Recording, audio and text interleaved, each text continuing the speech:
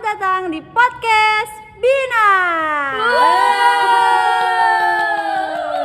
Jadi hari ini kita akan membahas mengenai pendidikan inklusi di Indonesia.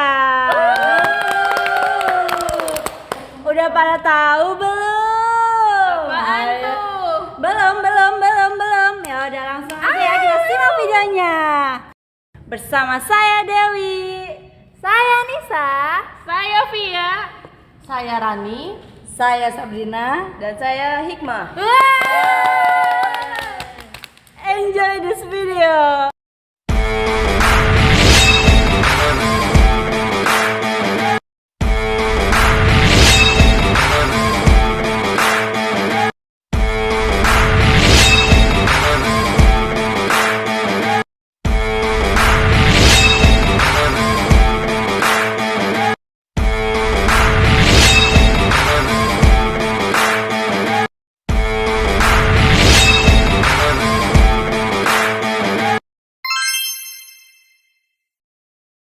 Tahu nggak sih, tanpa kita sadari sekolah inklusi itu ada, tapi kita itu nggak terlalu sadar kayak sekolah-sekolah reguler biasa gitu.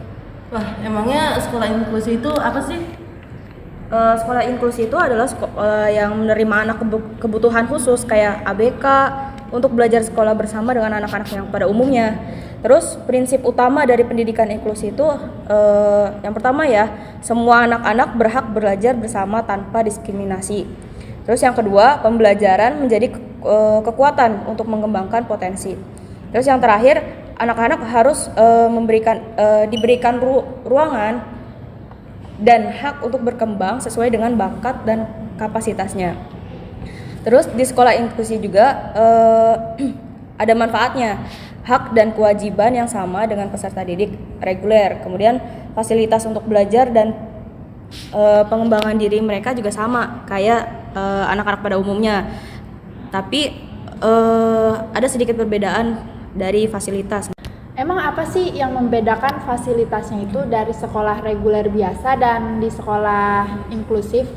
Ya mungkin guru yang memiliki latar belakang tentang anak berkebutuhan khusus, terus kayak media pembelajarannya atau alat peraga yang mendukung. Terus kayak sekolah inklusi juga harus memperhatikan nih bangunan-bangunan di sekitarnya, misalkan tidak ada benda-benda tajam atau tangganya tidak curam dan mungkin sebagainya. Atau mau ada yang menimpal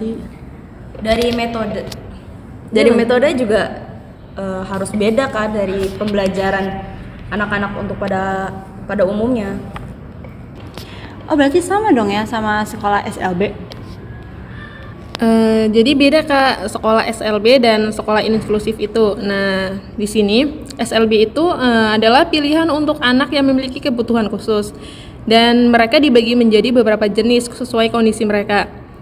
Tahu nggak sih bahwa sejak 2003 itu pemerintah merintis peluang bagi anak dengan disabilitas supaya bisa belajar di sekolah reguler bersama anak-anak normal lainnya.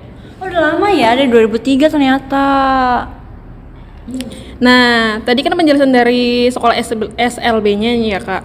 Nah, sekolah inklusinya itu jenis sekolah baru yang ada di Indonesia. Sekolah ini adalah sekolah umum Kak. Artinya yang tidak berkebutuhan khusus dan anak yang berkebutuhan khusus itu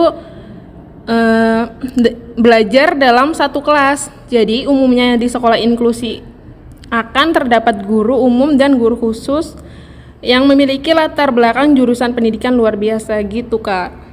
Tapi katanya ini ya, sekolah inklusi itu masih satu lembaga sama sekolah umum, sekolah-sekolah reguler gitu.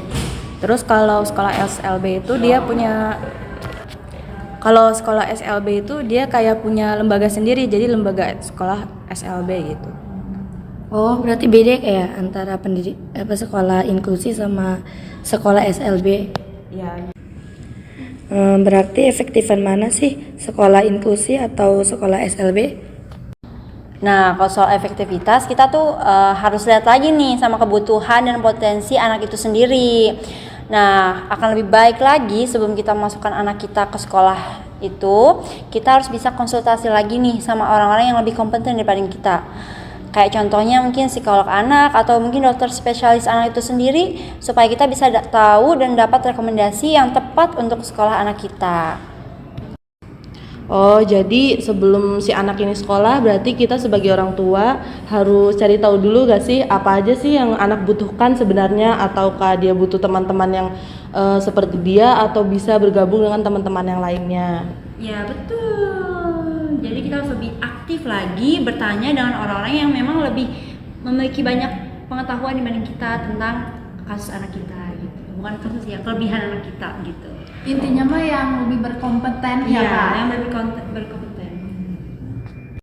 Terus apa pentingnya sih sekolah inklusi itu? Sekolah inklusi itu penting karena menjamin hak setiap orang untuk mendapatkan pendidikan berkualitas tanpa diskriminasi, meningkatkan prestasi akademik seseorang. Penting juga ya sekolah inklusi itu. Jadi kayak anak-anak ABK yang di sekolah reguler pada umumnya, mereka juga bisa belajar bersama gitu. Ada anak-anak umumnya. Jadi apa sudah terpenuhi kebutuhan sekolah inklusi di Indonesia ini, Kak?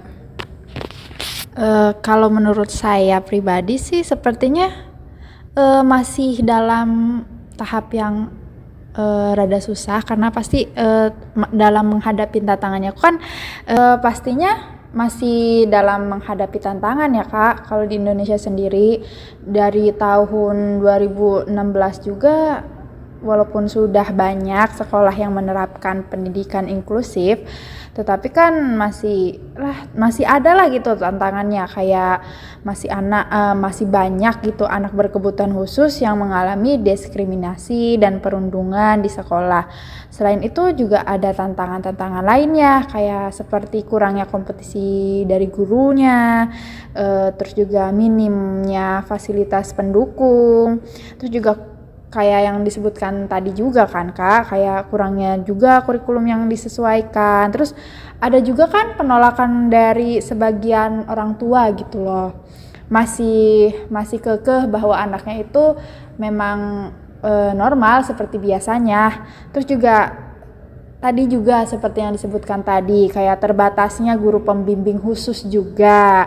Nah, mungkin dari saya pribadi sih mungkin ada sih beberapa langkah kali ya. Jadi menurut kakak apa sih langkah-langkah yang dapat kita lakukan supaya dapat terpenuhi? Mungkin untuk mewujudkan pendidikan yang inklusi itu bisa dilakukan dengan langkah yang mungkin dari yang pertama juga kayak kebijakan dan regulasinya ya dari pemerintah. Terus juga harus nih pelatihan dan pendidikan bagi gurunya, bagi pendidiknya. Terus juga pengembangan kurikulum yang khusus gitu loh buat pendidikan inklusi. Terus fasilitas fisik yang inklusif juga, yang maksudnya yang memang dibutuhkan untuk anak-anak yang berkebutuhan gitu. Terus juga pendidikan di masyarakatnya lebih aware lagi. Terus juga harus ada kolaborasi nih antar lembaga gitu, biar semuanya bisa terpenuhi gitu. Kalau misalkan semuanya bisa terpenuhi kan jadi pendidikan inklusi di Indonesia bisa jadi bagus gitu, maksudnya bisa merata gitu loh, tidak membeda-bedakan seperti itu Kak. Oh, jadi dari kurikulum juga terpengaruh ya? Betul Kak, betul.